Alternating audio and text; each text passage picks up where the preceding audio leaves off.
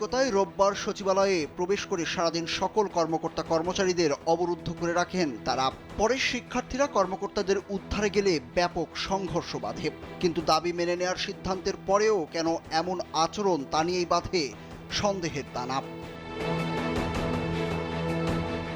অনুসন্ধানে জানা গেছে, আনসার আন্দোলনে নেতৃত্ব দেওয়া ব্যক্তির নাম কাদের। তিনি মানিকগঞ্জের শিবালয় উপজেলার ষাটঘর তেওতা ইউনিয়নের ফজলুল হকের ছেলে এবং তেওতা ইউনিয়ন স্বেচ্ছাসেবক লীগের সাধারণ সম্পাদক। কাদের বর্তমানে ঢাকার হযরত শাহজালাল আন্তর্জাতিক বিমানবন্দরে আনসারের পিসি হিসাবে কর্মরত আছেন। শিয়া বাটার ও ভিটামিন ই সমৃদ্ধ lily glam beauty soap. Lily, always beautiful.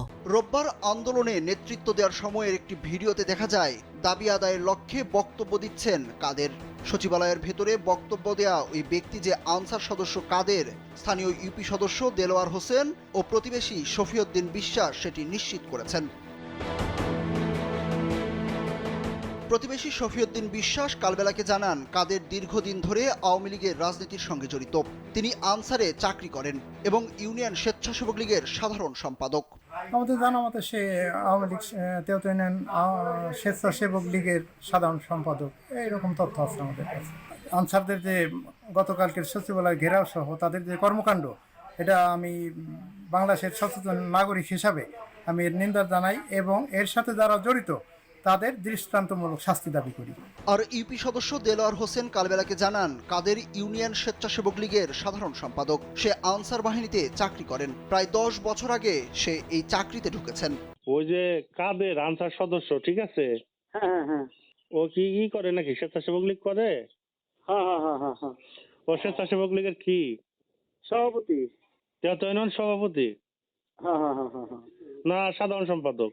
আমি যতটুকু জানি এদের তো সভাপতি তো মনে হয়। এ বিষয়ে কথা হয় কাদেরের সঙ্গে। তিনি বলেন, আন্দোলনের জেরে এখানে গন্ডগোলের সৃষ্টি, কিন্তু তাকে নিয়ে যা হচ্ছে তা থেকে রক্ষার জন্য কাকুতি মিনতি করেন কাদের। ওইটারে ফুটেজ ধরে এই যে লতিফ হোসেন একজন রাতুল পোস্ট করতেছে এটা সেটা কোন সরবরাহের সাথে সারা জীবন ধরে ছোটবেলাতে আমি চাইছিলাম আপনাদের হাতের পায়ে তাহলে মানুষ হলাম। এখন এটা নিয়ে যদি বাজে মন্তব্য করে মনে কষ্ট লাগে ভাই। যতটুকু মানবিক কারণে আল্লাহর উপরে বার রেখে যেভাবে যা করা যায় আপনাদের সাথে ছোটবেলা থেকে চলে এসেছি, তাহলে আপনারা ওই বল ভরসা দিলে আপনারা যদি সহযোগিতা না করেন তাহলে আল্লাহর উপরে আর আপনাদের উপরে ভরসা হয়। বৈষম্য বিরোধী ছাত্র আন্দোলনের উপজেলা নেতৃবৃন্দরা জানান, কাদেরের মতো আনসাররা ঘাপটি মেরে থেকে ষড়যন্ত্র করছিল। তাদের বিচারের আওতায় আনার দাবি শিক্ষার্থীদের।